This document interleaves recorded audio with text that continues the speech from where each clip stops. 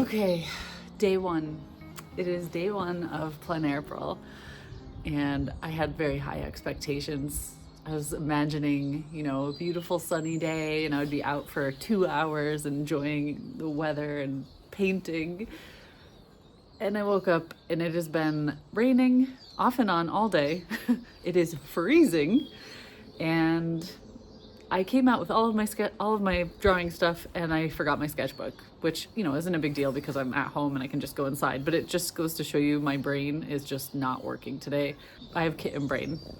I also think I put a lot of pressure on myself today to make something awesome because it's the first day of the challenge.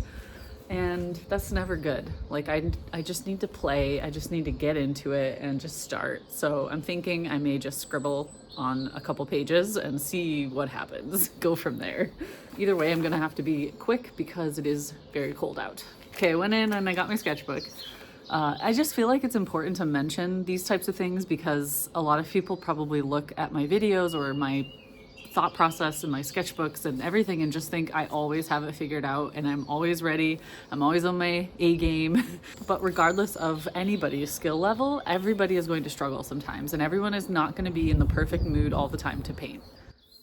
As I explained in last week's video where I shared my study guide for Plein Air Pull, week 1 is all about having fun. It's about associating work with joy. It's about building a habit of painting outside every day. And it's also about just easing into it because it's going to be a long month if we're painting every day. I'm going to use pond water.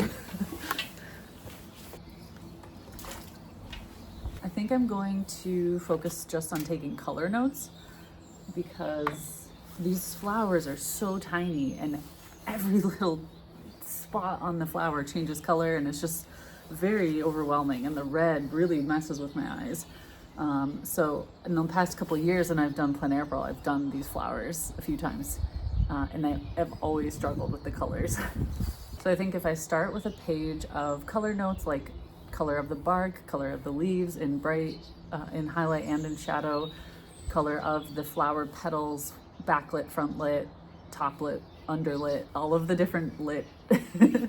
I think that will help me in the coming days or weeks because I want to paint these more than once, obviously. They're beautiful and it's the perfect time because they're all in bloom. My little garden helper.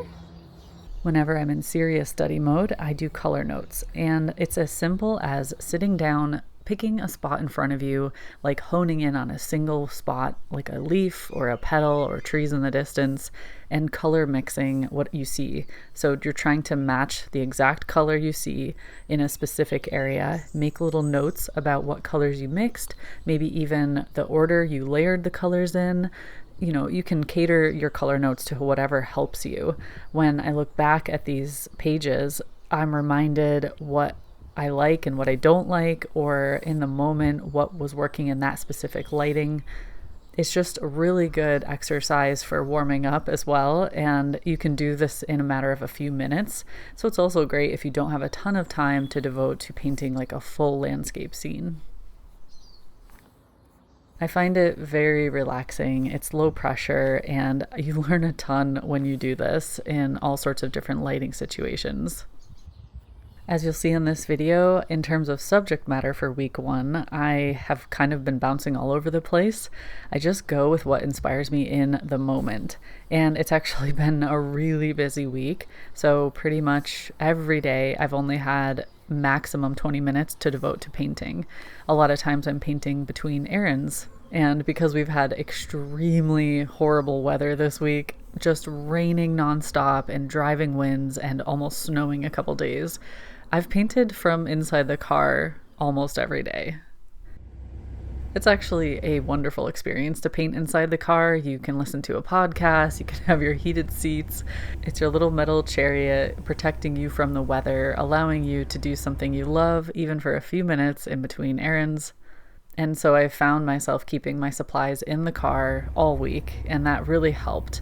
Over on Instagram, I asked if anyone had any questions about Plein Air Pull or this whole process, just anything related to this.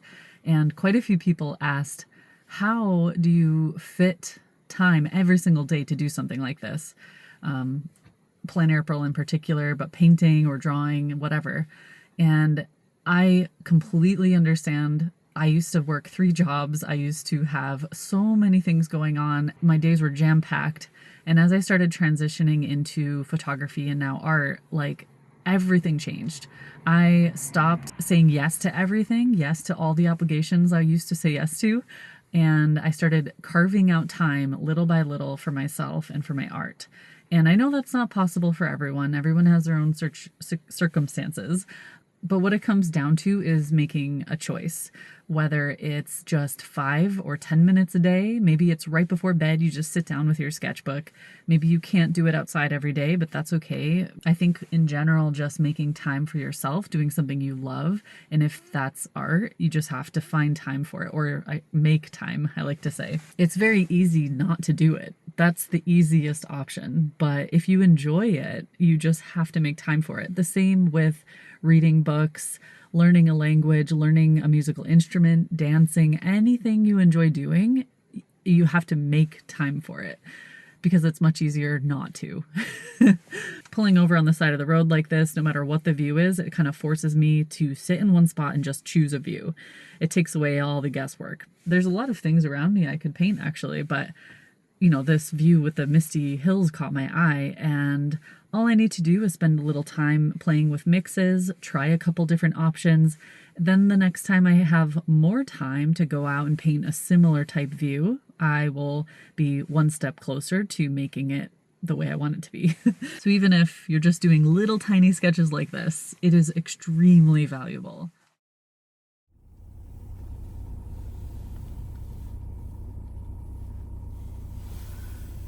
Whenever I'm driving around, I see things I want to paint, and a lot of times if I don't have my supplies, I think, oh, I have to go back to that spot, and then I never do. So this was a wonderful way to paint some of the local scenery and also just be comfortable and get into this habit.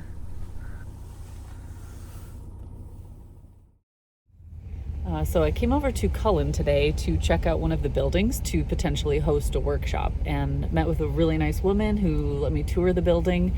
It's going to be perfect, so I am going to book it. I'll give details about the workshop at another time, but since I'm here on the coast, I thought I gotta do my painting here. I've been wanting to go to the coast, but yesterday when I went, it was a whiteout basically. It was just so rainy and windy and nasty. It's very cold today. It feels like it's 0 degrees, maybe less, but it is a little bit sunny, just really windy and like spitting rain. So I was gonna go on a hike with all of my supplies and was like, no, it's not gonna work. So I'm painting from the car again, but I have this incredible view, so it's completely worth it. I just wish for one day where I can go for a hike with my painting supplies and just really be out in nature for a while. Still waiting. I love being here. I love watching the waves and listening to the waves, and at least I'm getting a little bit of that therapy while I sit here and paint in the car. Another thing I like to do when I have a little extra time after I do my main study is pinpoint a couple things in the landscape that draw my eye, like these rocks for instance, and do them a couple times. Just really focus in on something that was interesting, like the colors, or in this case the really graphic striations and the dark shadows and the lines that I saw. I mean, I could paint rocks all day, but I was just trying to do a couple small studies and explore color, and of course still have fun with it. Try not to get too detailed and put too much pressure on myself to make anything perfect. And I can use these little notes to refer to in the future when I do a bigger landscape that involves rocks like these.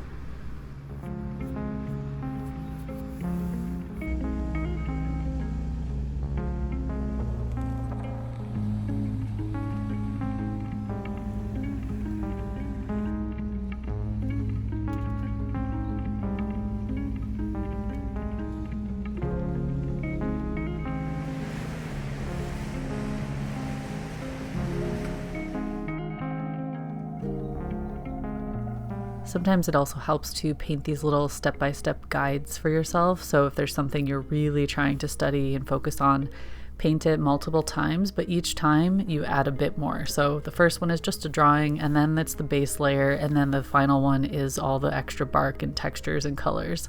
So you can refer back to this and see how you painted it step by step. And of course, take lots of color notes along the way.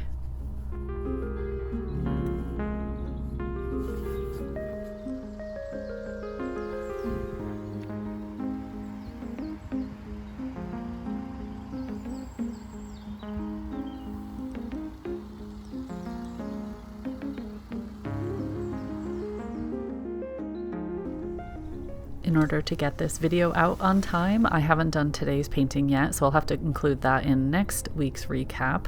But I hope you've been enjoying this, and if you want to follow along day by day, make sure to follow me over on Instagram. Since I'm going out on my own when I do these little sessions, I am trying to record as much as I can, but I'm also really trying to stay focused and learn as much as I can in the moment, which is not always conducive to filming everything. But I hope you've enjoyed these recaps, and I will see you next week. Happy painting!